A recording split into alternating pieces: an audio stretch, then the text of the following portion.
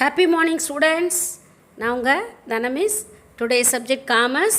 காமர்ஸில் நாம் இன்றைக்கி சாப்டர் 21 பார்க்க போகிறோம். ஓகேயா? அதாவது 8th unit the sale of goods act 1930 and the negotiable instruments act 1881 அந்த யூனிட்டில் chapter 21 the sale of goods act 1930 அதாவது வந்து the sale of goods act 1930 அப்படின்னா என்னென்னு பார்த்தீங்கன்னா ப்ராடக்ட்ஸ் இருக்கு இல்லையா, சரக்குகள், அந்த குட்ஸ்னால் பொருள்கள், சரக்குகள், அந்த சரக்குகளுடைய சேல்ஸ் ஆக்ட் விற்பனை சட்டம் 1930 1990 அந்த சரக்குகளினுடைய விற்பனை சட்டம் அந்த இதுதான் நம்ம இப்போ பார்க்க போகிறோம். ஓகேயா? நம்ம இதுவரை காமர்ஸில் பார்த்தீங்கன்னா 7th சாப்டர் ஸ்டாக் எக்ஸ்சேஞ்சில் ஆரம்பித்து இப்போ சாப்டர் 20 வரை முடிச்சிருக்கோம். ஓகேயா? அதாவது 7th சாப்டர் ஸ்டாக் எக்ஸ்சேஞ்ச் அதில் ஆரம்பித்து 20th சாப்டர் லிபரலைசேஷன், ப்ரைவேட்டலைசேஷன், குளோபலைசேஷன் அது வரை முடிச்சிருக்கோம். ஓகேயா? அதாவது 14 சாப்டர்ஸ் முடிச்சாச்சு. ஓகே, இது வந்து இப்போ 15th சாப்டர் படிக்கிறோம். அதாவது முதல்ல உள்ள ஒரு 6 யூனிட் இருக்குது, 6 சாப்டர்ஸ் இருக்குது. அந்த 6 சாப்டர் வந்து நம்ம வந்து பார்ப்போம் இன்னும். அப்புறம் ஏன்னா முன்னாடி உள்ள சாப்டர் சப்போஸ் ரிடியூஸ் ஆகுறதுனாலும் ஆகிற சான்சஸ் நிறைய இருக்குது. அதனால் இதிலேருந்து பார்ப்போம். ஓகேயா? ஏன்னா இப்போ நான் நடத்தியிருக்க சாப்டர்ஸ் ஃபுல்லாமே இம்பார்ட்டன்ட் சாப்டர்ஸ் தான். இதெல்லாம் வந்து கட்டாயம் இருக்கக்கூடிய உங்களுக்கு வரக்கூடிய சாப்டர்ஸ். அதனால தான் நான் அதை தைரியமாக உங்களுக்கு படிக்கலாம் அப்படின்னு சொல்லிக்கிட்டு இருக்கேன். அதனால் படிக்க ஆரம்பிச்சிருங்க. என்ன, ரெண்டாவது வந்து இந்த இப்போ நடத்த போகிற சாப்டரும் வெரி வெரி இம்பார்ட்டன்ட் தான். ஏன்னா இந்த சேல் ஆஃப் குட்ஸ் ஆக்ட் அதாவது பொருட்களுடைய விற்பனை சட்டம், சரக்குகளுடைய விற்பனை சட்டம் 1930 அப்படிங்கிறது இது கட்டாயம் காமர்ஸில் ஒரு காமர்ஸ் ஸ்டூடெண்ட்டுக்கு தெரிய வேண்டிய ஒரு லெசன்ஸ். ஓகேயா? அதனால் இப்போ பார்ப்போம், இந்த லெசனை பற்றி நம்ம இப்போ கண்டினியூஸாக பார்ப்போம். The sale of goods act 1930. ஓகேயா? அதில் லேர்னிங் அப்ஜெக்டிவ்ஸ் பார்ப்போம். ஃபஸ்ட்டு வந்து இந்த லெசனை வந்து நம்ம லேர்ன் பண்ணுறதுனுடைய நோக்கம் என்ன அப்படிங்கிறத ஃபஸ்ட்டு பார்ப்போம். Understand the contract of sale, அதாவது இந்த சேல் விற்பனை இருக்கு இல்லையா, விற்பனையுடைய கான்ட்ராக்ட் ஒப்பந்தம், அதை பற்றி இந்த லெசனில் நாம் தெரிஞ்சுக்க போகிறோம். நெக்ஸ்ட் வந்து differentiate the sale and agreement to sell, அதாவது இந்த சேல் பண்ணுறோம் இல்லையா, அதனுடைய உடன்படிக்கை, அக்ரிமெண்ட் அப்படின்னு சொல்லுவாங்க, உடன்படிக்கை, அதனுள்ள உள்ள வேறுபாடுகள் என்னென்ன அப்படிங்கிறத பார்க்க போகிறோம். நெக்ஸ்ட் வந்து known the types of goods, அதாவது வந்து டைப்ஸ் குட்ஸ்னால் ப்ராடக்ட்ஸு, பொருள்கள், இந்த பொருள்களுடைய வகைகள் என்னென்ன, சரக்குகளுடைய வகைகள் என்னென்ன அப்படிங்கிறத இந்த லெசனில் நம்ம தெரிஞ்சுக்க போகிறோம். நெக்ஸ்ட் வந்து understand the transfer of ownership, அதாவது ஓனர்ஷிப்புடைய மாற்றம், உரிமை மாற்றம். ஓகேயா? அந்த உரிமை மாற்றம் அப்படிங்கிறது என்ன, அப்படி எப்படி என்ன அதுங்கிறத இந்த லெசனில் நம்ம தெரிஞ்சுக்க போகிறோம். Next understand the conditions and warranties, அதாவது வந்து நிபந்தனைகளும், அந்த வாரண்டிஸ்னால் கேரண்டி கொடுக்குறாங்கல்ல, அந்த நம்புறுதிகளும் அதை பற்றி பார்க்க போகிறோம். நெக்ஸ்ட் பார்த்திங்கன்னா known as rights of unpaid sellers, அதாவது வந்து அந்த ப்ரைஸ் விலை பெறாத அந்த பிஸ்னஸ் உரிமையாளர்கள் இருக்கு இல்லையா, அவங்கள பற்றி இந்த லெசனில் நாம் லேர்ன் பண்ணிக்க போகிறோம். ஓகேயா?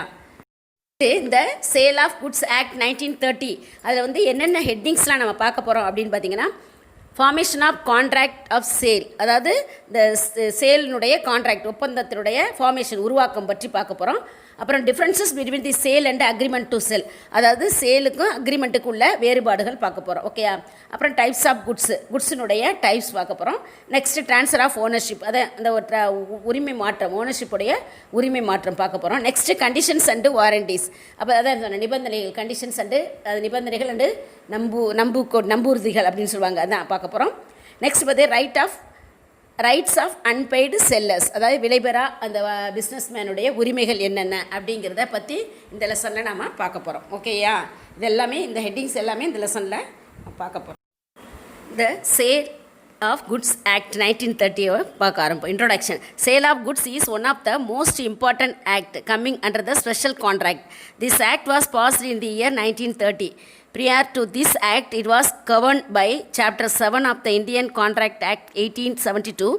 Contract for the sale of goods are subjected to general legal principles applicable to all contracts. Hence, the general provisions of Indian Contract Act continue to apply to the contract for the sale of goods.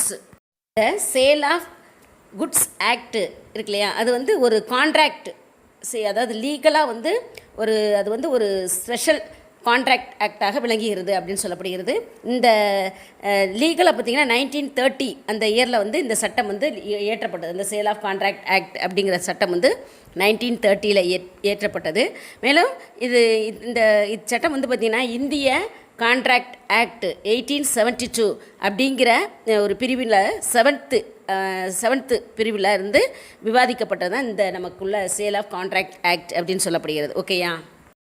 Contract act policy அதனுடைய அனைத்து எல்லா வகையான அந்த சிறப்பு கான்ட்ராக்டுகளும் பொருந்தும் இந்த சட்டத்திற்கும். Okay, எனவே இந்த சேல் ஆஃப் குட்ஸ் ஆக்ட் அப்படிங்கிற சட்டத்தின் அடிப்படையில் இந்த கான்ட்ராக்ட் ஆக்டினுடைய அடிப்படை கொள்கையிலும் ஒட்டியதாகவே இருக்கும். ஓகே, அந்த இந்தியன் கான்ட்ராக்ட் ஆக்ட் இருக்கு இல்லையா, அதுவும் இந்த சேல் ஆஃப் குட்ஸ் ஆக்டும் ஓரளவு எல்லா இதுவும் அந்த அடிப்படை பேசிக் கொள்கைகள் இருக்கு இல்லையா, அதெல்லாம் வந்து ஒரே மாதிரியாக இருக்கும் அப்படின்னு சொல்லப்படுகிறது. ஓகேயா? நெக்ஸ்ட் பார்த்திங்கன்னா formation of contract of sale. Formation of contract of சேல்னால் அந்த சேல் பண்ணுறோம் இல்லையா ப்ராடக்ட்டு, அந்த சேல் பண்ணுற ப்ராடக்ட்டுக்காக ஒரு ஒப்பந்தம் உருவாக்குதல். ஓகேயா? அதாவது விற்பனை ஒப்பந்த உருவாக்கம், அதுக்கு பேர் தான் என்னது, ஃபார்மேஷன் ஆஃப் கான்ட்ராக்ட் சேல் அப்படின்னு அர்த்தம். ஓகேயா? Contract of sale of goods, அதாவது வந்து கான்ட்ராக்ட் ஆஃப் சேல் ஆஃப் குட்ஸ்னால் அந்த ப்ராடக்ட்ஸ் இருக்கு இல்லையா, சரக்குகள், அது விற்பனை சட்டம் அப்படின்னு அர்த்தம். சரக்குகளின் விற்பனை சட்டம் அப்படின்னு அர்த்தம். Contract of sale of goods is a contract whereby the seller transfer or agrees the transfer the property of the goods to the buyer for a price. அதாவது இந்த பொருள்களை விற்பனை கான்ட்ராக்ட் இருக்குல்லையே, அதாவது இந்த contract of sale of goods அதாவது சரக்கு விற்பனை ஆக்ட் இருக்கு இல்லையா, சட்டம், அந்த இது வந்து ஒரு கான்ட்ராக்ட் வாயிலாக ஒரு ப்ராடக்டை விற்பவர் வாங்குறார் இல்லையா, அவருக்கு வந்து என்னது அந்த விலை என்ற ஒரு விலைன்னு ஒன்று வாங்கிக்கிட்டு அதனுடைய பயன் அந்த உரிமையை அவருக்கு என்ன செய்து கொடுக்கிறார், மாற்றி தெரிகிறார். அதுவே என்னன்னு சொல்லப்படுகிறது, கான்ட்ராக்ட் விற்பனை ஆக்ட் அப்படின்னு சொல்லப்படுகிறது, ஒப்பந்தம் சொல்லப்படுகிறது. ஓகேயா? சரக்குகளை விற்பவர் ஒரு கான்ட்ராக்ட் வாயிலாக பொருளை விற்பவர் வந்து வாங்குபவருக்கு அதனுடைய உரிமையை மாற்றி கொடுக்கிறார். எதை வாங்கிக்கிட்டு, விலைன்ற ஒரு மறுபயனை வாங்கி கொண்டு அந்த பொருளை அவருக்கு உரிமையாக்குகிறார். அதற்கு பேர் தான் என்னது, சரக்கு விற்பனை ஒப்பந்தம் அப்படின்னு சொல்லப்படுகிறது. ஓகேயா? நெக்ஸ்ட் பார்த்தீங்கன்னா term ownership is at most important in the sale of goods. நல்லா தெரிஞ்சுங்க, இந்த ஓனர்ஷிப்பை வந்து மாற்றி கொடுக்கறது தான் இந்த சேல்ஸினுடைய முக்கியமான ஒரு செயல்பாடு. ஓகேயா? அந்த ப்ராடக்டை வந்து இன்னொருத்தட்ட சேல்ஸ் பண்ணுறாருன்னா அந்த பொருளினுடைய ஓனர்ஷிப் உரிமை வந்து அவருக்கு என்ன செய்யப்படுகிறது, மாற்றப்படுகிறது. அதற்கு ஈடாக இவருக்கு என்ன வழங்கப்படுகிறது, ப்ரைஸ் என்ற ஒன்று வழங்கப்படுகிறது. இதுதான் வந்து கான்ட்ராக்ட் ஆக்ட் அப்படின்னு சொல்லப்படுகிறது. ஓகேயா? நெக்ஸ்ட் பார்த்தீங்கன்னா students how to understand that sale means selling the ownership of the goods to the buyer for a price besides the transferring the physical process positions of the goods. Mere positions of the goods does not entail a person to ownership. Similarly, purchase means buying and ownership of the goods for the seller for the price. அதாவது sales அப்படின்னா students என்ன தெரிஞ்சுக்கணும்னா, சேல்ஸ்னால் அந்த sales பண்ணுறாருக்குல salesman, அந்த ப்ராடக்டினுடைய உரிமையை, ஓகேயா, உரிமையை மற்றொருவருக்கு மாற்றி தருவது தான் வந்து சேல்ஸ். ஓகேயா? ஆனால் பர்ச்சேஸ் அப்படின்னு சொன்னால் என்ன அர்த்தம்னா, அந்த பொருளை வந்து உரிமையை மாற்றுவதற்காக இல்லை, அந்த உரிமை மாற்றப்படாது. ஏன்னா அவர் வாங்கி இன்னொருவரிடம் அவர் சேல் பண்ண போகிறார். அப்போ அவர் வந்து உரிமையை வந்து அவருக்கு வைத்து கொள்ள போவதில்லை, அவர் இன்னொருவருக்கு மாற்றுவதற்காக வாங்குகிறதற்கு பேர் தான் பர்ச்சேஸ். ஓகேயா? அது நல்லா தெரிஞ்சுங்க. சேல்ஸ் என்றால் ஒரு பொருள் வந்து மாற்றப்படும் பொழுது அது அவருக்கு உரிமை ஆகிறது. ஆனால் பர்ச்சேஸ் என்றால் அவர் வாங்கி மறுபடியும் ஒருவருக்கு சேல் பண்ணக்கூடிய ஒன்றுக்கு தான் என்னன்னு பேர், பர்ச்சேஸ் அப்படின்னு பேர். ஓகேயா?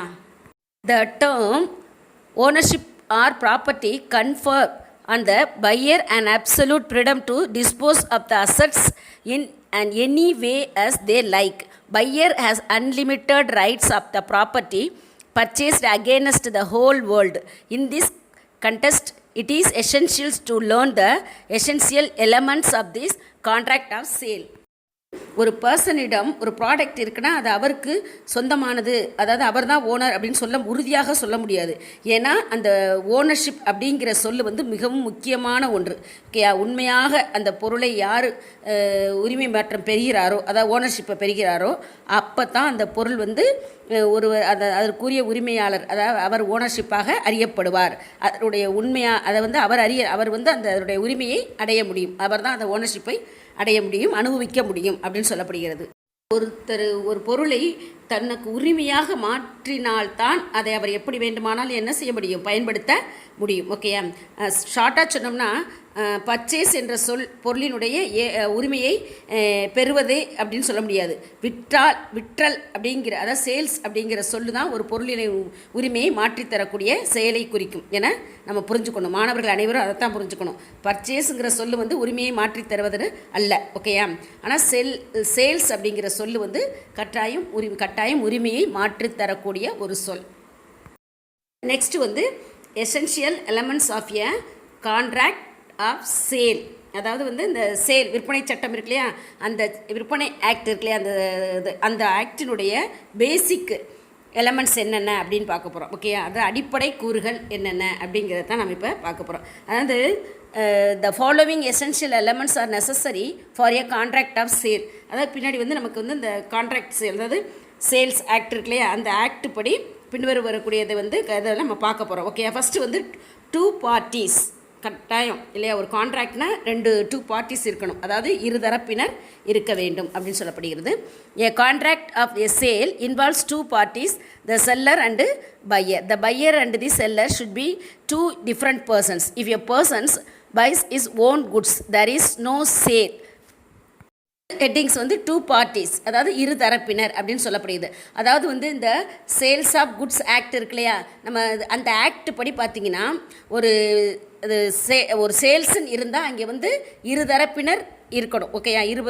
இருதரப்பினர் ஈடுபட்டால்தான் அங்கே சேல்ஸுன்னு வந்து நடைபெறும். ஏன்னா அவர்களில் ஒருவர் வந்து பையராகவும் இன்னொருவர் செல்லராகவும் இருக்கணும். ஒரு தனிப்பட்ட ஒரு பர்சன் வந்து தனக்குரிய பொருளை தானே எடுத்துக்கொண்டு அதை வந்து என்னன்னு சொல்ல முடியாது, சேல்ஸ் என்று சொல்ல முடியாது. ஓகேயா? அதை தான் வந்து இங்கே உங்களுக்கு சொல்லப்படுகிறது.